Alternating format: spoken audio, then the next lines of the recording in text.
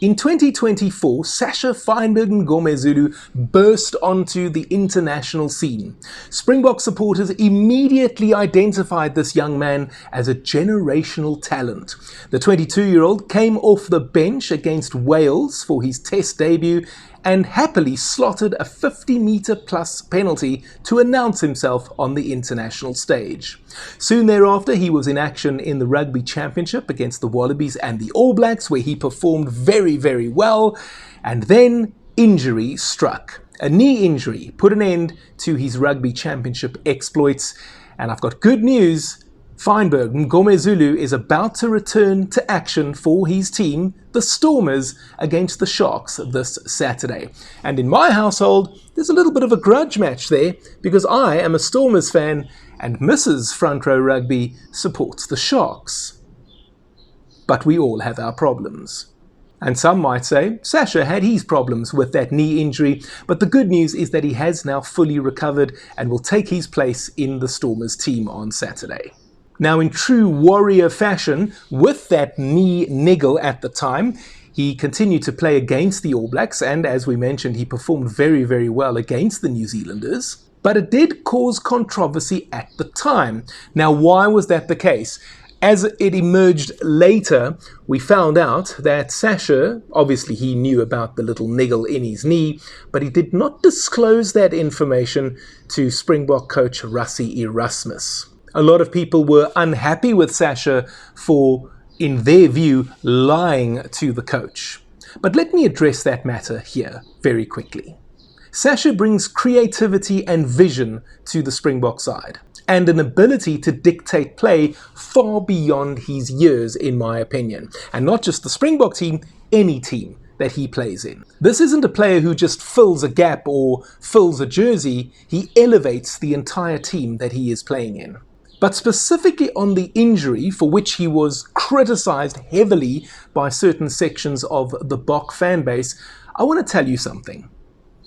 Professional athletes, not just in rugby, all sports, will tell you this, that almost all the time they are playing with some or other injury or niggle.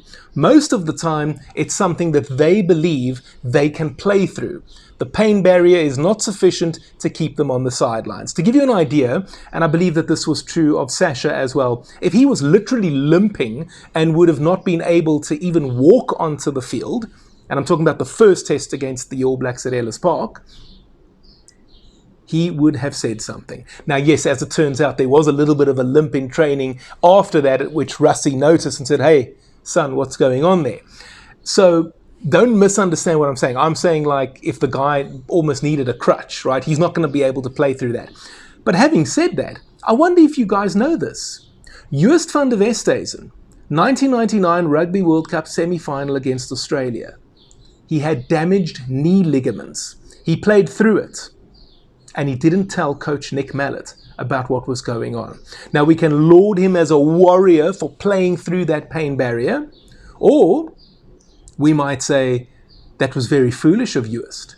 We ended up losing that match. What if we had had a fully fit Werner Swanepoel possibly playing in that match? Might it have made a difference? Well, we'll never know, but we do know that Joost, it didn't appear as if he was in any kind of discomfort in that match.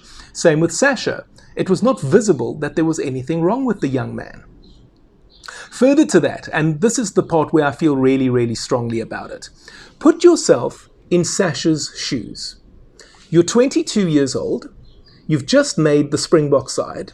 The coach trusts you and backs you enough to select you to start against the All Blacks.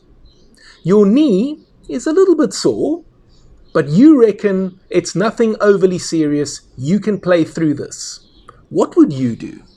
I can tell you now that if I was Sacha, I would have done exactly the same thing that he did. And I really believe that 95% of us would have also done exactly the same thing. If you are one of the people who has heavily criticized Sacha, I've seen some people call him stupid, for example, think about that for a moment. What would you have done in that situation?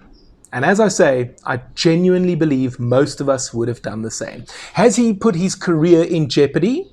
Hopefully not, and it appears as if everything is okay now with him returning to the Stormers this week, and no doubt a lot of people will be keeping a close eye on him to see how he goes. But to lambaste the young man and to say that what he did was unacceptable, in my opinion, is actually very unfair. No doubt Doc would have spoken to Sacha about this. He would have laid down the law, harshly or otherwise, I don't know. I'm not privy to those kind of conversations.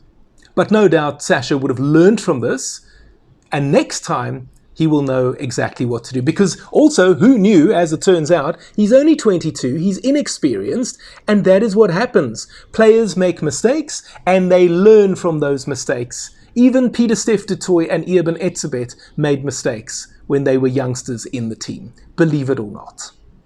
Now, I will also say this, and some of you will know this, I actually used to work with Sacha's dad many years ago in radio in Cape Town, and I met Sacha when he was a little boy. I think he was 4 or 5 at the time. So a part of me kind of feels like a bit of an uncle here, but I don't think that I'm being biased in the way that I'm defending Sacha. I genuinely feel we need to be a little bit patient, be a little bit understanding, give him a little bit of grace. You know, this is not a 32-year-old who made a silly decision. This is a 22-year-old. I think at that point he had only played 4 or 5 tests, something like that. Let's give him a little bit of grace. And as I say, if he learns from it, which I have no doubt he will, and he comes back to full fitness, which I have no doubt he will, he is going to play an important role in the Springbok team in 2025, 6, and 2027, when hopefully we win that Webb Ellis Cup for a 3rd time. So tell me, what do you think? Are you a Sacha Feinberg-Mngomezulu admirer? Are you a Stormers fan? Are you happy he's back? What do you think he's going to do this weekend? Or do you think maybe we need to give him 3 months, 6 months just to get back into it? Because knee injuries, let's be honest, are not a joke, as we've seen with Lukhanyo. Although that was probably a little bit more serious. Nevertheless, let me know in the comment section down below what you think. And while you're here, let me tell you about my brand new book. It's called How to Become a Sports Journalist. If you are a youngster looking to become a sports journalist in the future, this book is just the thing for you. But even if you're a mid-career journalist and you feel like you're stuck in a rut, How to Become a Sports Journalist is basically me telling you everything I've learned in the last 20 years in this racket. And you know what? I wish someone had told me these things when I was starting out. You can get it now on Amazon. The link is in the description area below. And if you've enjoyed this content, I'd love it if you would crock roll that like button down there. You can also subscribe to the channel if you haven't already done so. And while we're talking about Sacha Feinberg-Mngomezulu, I'm thinking about other famous Springbok fly halves.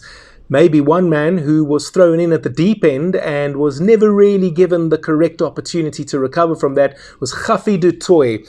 I did an exclusive interview with him. That video is appearing on your screen right over here. I still believe Rassie could or even should have been our fly half at the 2003 and 7 Rugby World Cups. But one man who did write his name across rugby history was Joel Stransky. And we know what he did. Both men talk in depth about their Bok careers in these 2 videos. Pick one, click on it, enjoy it, and I will see you next time.